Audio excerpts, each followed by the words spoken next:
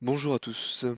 Bon, je n'avance pas sur ma nouvelle vidéo sur la deuxième partie de ma réponse à Monsieur Pain, malheureusement, parce que c'est beaucoup de travail. Par contre, il faut que je vous parle effectivement de quelque chose qui m'est arrivé aujourd'hui sur Twitter et j'ai trouvé ça assez intéressant. Donc un tweet d'un certain Dave Shake. Je sais pas si c'est comme ça que ça se prononce, et j'en ai un peu rien à faire en fait. Donc ce Dave Shake, il a une chaîne YouTube, et là il s'en prenait à un gars que je ne connais pas non plus, qui s'appelle le Chat Sceptique, qui avait l'air d'avoir un discours un petit peu divergent des normes youtubesques. Le pauvre petit chat sceptique avait l'air de dire des choses qui sont un peu de droite, quoi. Forcément, Monsieur Dave Shake s'en est pris au chat sceptique. Donc moi, j'ai pas pu m'empêcher d'arriver avec mes grands sabots et de rentrer dans le débat. Ce que j'ai trouvé intéressant, en fait, c'est que une des choses que je sais à propos de Dave Shake, c'est qu'il aime bien parler des discours victimaires, parler des choses un peu, vous savez, le patriarcat mâle blanc oppresseur, enfin, toutes ces choses-là. C'est à peu près la seule chose que je connais de Dave Shake. Du coup, j'étais un peu étonné de sa façon de parler, puisqu'il avait l'air d'intimer au chat sceptique de se taire en fait. Ce qu'il dit, c'est mec, comment tu fais pour qu'à chaque fois ton trait de justif soit pire que le trait d'original?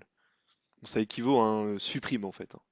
Et donc moi, qu'est-ce que j'ai fait? Bah, j'ai joué de l'étonné en fait. Je me suis dit, ben, si on vit dans une société oppressive où l'homme blanc hétérosexuel est le dominateur et que tous les autres donc sont dominés, comment est-ce possible pour un halogène en surpoids de parler de cette manière à un homme blanc présumé hétérosexuel?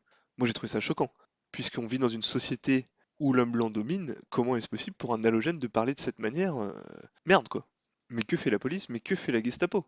Ça devrait être impossible dans une société raciste comme l'est la France, comme dirait la copine d'Usul, eh bien qu'un halogène se permette de parler comme ça à un homme blanc. Tout à fait incongru. Bon, du coup, ça m'amène sur le concept d'halogène de Schrödinger, puisque Dave Shake a l'air d'être un halogène de Schrödinger. C'est-à-dire qu'il est à la fois oppressé, mais qu'il est quand même capable de dire à un homme blanc bah, de se taire en fait. Donc il est oppresseur. Il est oppressé et oppresseur. C'est intéressant. Et ça m'a fait penser à d'autres exemples comme ça. Vous savez, quand on vous dit oui, t'es raciste parce que tu t'es fait taper par des noirs, ça présuppose quoi? Bah, que les noirs tapent des blancs en fait. Ou alors, exemple très similaire, t'aimes pas les arabes parce que tu t'es fait racketter. Ça présuppose quoi? Bah, que les arabes sont des racketteurs. Et là, du coup, c'est un peu pareil. On est dans une société où, soi-disant, les hommes blancs dominent et les autres doivent tous fermer leur gueule. Sauf que sur Twitter, eh ben, les halogènes te disent à toi de fermer ta gueule, toi l'homme blanc. Ce qui est inconcevable dans une société qui serait raciste, tout simplement. Donc voilà, donc c'est le petit concept que j'ai créé qui s'appelle, j'allais dire l'arabe de Schrödinger. Ça marche aussi. L'halogène de Schrödinger, donc. Où l'halogène est à la fois un oppressé et un oppresseur. Donc oppressé, il faut qu'on s'occupe de lui et qu'on lui donne de l'argent, j'imagine. Et oppresseur, parce que c'est dans la rhétorique des gens de gauche, en fait, bah t'as pas le droit de parler. Ou alors, dans la rhétorique des gens de gauche, l'arabe il raquette. Ou alors, dans la rhétorique des gens de gauche, le noir il tape. Tu vois? Donc c'est dans la même rhétorique des mêmes personnes, ils vont te dire les noirs et les arabes sont des gens comme les autres, ce qui sous-entend en fait les noirs et les arabes sont des gens comme les blancs en fait. Parce que comme les autres, ça veut rien dire. Mais si jamais tu les aimes pas, c'est qu'ils t'ont fait quelque chose que ne font pas les blancs en fait, ou que ne font pas les gens normaux, entre guillemets. Bon, et du coup, pour finir cette vidéo, je dirais que ma prédiction est devenue réalité, puisque le chat sceptique a supprimé son tweet.